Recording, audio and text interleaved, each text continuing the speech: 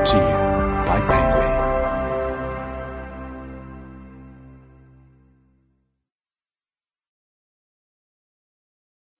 My Not So Perfect Life by Sophie Kinsella. Read for you by Fiona Hardingham.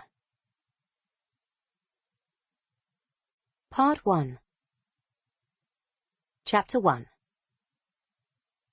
First, it could be worse.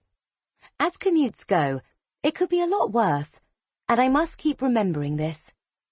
Second, it's worth it. I want to live in London. I want to do this. And commuting is part of the deal. It's part of the London experience. Like Tate Modern. Actually, it's not much like Tate Modern. Bad example. My dad always says, if you can't run with the big dogs, stay under the porch. And I want to run with the big dogs. That's why I'm here. Anyway, my 20-minute walk to the station is fine, enjoyable even. The grey December air is like iron in my chest, but I feel good. The day's begun. I'm on my way. My coat's pretty warm, even though it cost £9.99 and came from the flea market. It had a label in it, Kristin Bior, but I cut it out as soon as I got home. You can't work where I work and have Kristin Bior in your coat. You could have a genuine vintage Christian Dior label, or something Japanese. Or maybe no label, because you make your clothes yourself out of retro fabrics that you source at Alfie's Antiques. But not Kristin Bior. As I get near Catford Bridge, I start to feel a knot of tension. I really don't want to be late today. My boss has started throwing all sorts of hissy fits about people, swanning in at all times. So I left an extra 20 minutes early, in case it was a bad day. I can already see. It's a god-awful day. They've been having a lot of problems on our line recently, and keep cancelling trains with no warning. Trouble is, in London rush hour, you can't just cancel trains. What are all the people who are planning to get on the train supposed to do? Evaporate? As I pass through the ticket barrier, I can already see the answer. They're crowded on the platform, squinting up at the information screen, jostling for position, peering down the line, scowling at one another, and ignoring one another, all at the same time. Oh, God!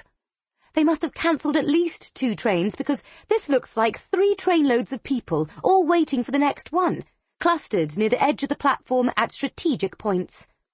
It's mid-December, but there's no Christmas spirit here. Everyone's too tense and cold, and Monday morning-ish. The only festive touch consists of a few miserable-looking fairy lights and a series of warning announcements about holiday transport. Screwing up my nerve, I join the throng and exhale in relief as a train pulls into the station. Not that I'll get on this train. Get on the first train, that would be ridiculous.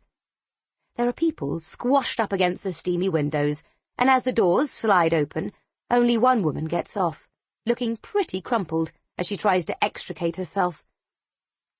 But even so, the crowd surges forward, and somehow a load of people insert themselves inside the train, and it pulls away. And I'm that much farther forward on the platform. Now, I just have to keep my place and not let that scrawny guy with gelled hair edge in front of me. I've taken out my earbuds so I can listen for announcements and stay poised and vigilant.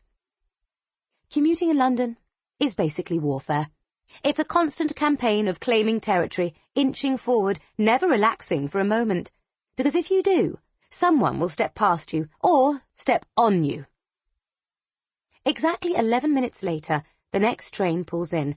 I head forward with the crowd, trying to block out the soundtrack of angry exclamations. Can you move down? There's room inside. They just need to move down. I've noticed that people inside trains have completely different expressions from people on platforms, especially the ones who have managed to get a seat. They're the ones who got over the mountains to Switzerland. They won't even look up. They maintain this guilty, defiant refusal to engage. I know you're out there. I know it's awful, and I'm safe inside, but I suffered too. So let me just read my Kindle without bloody guilt-tripping me, okay? Sample complete. Ready to continue?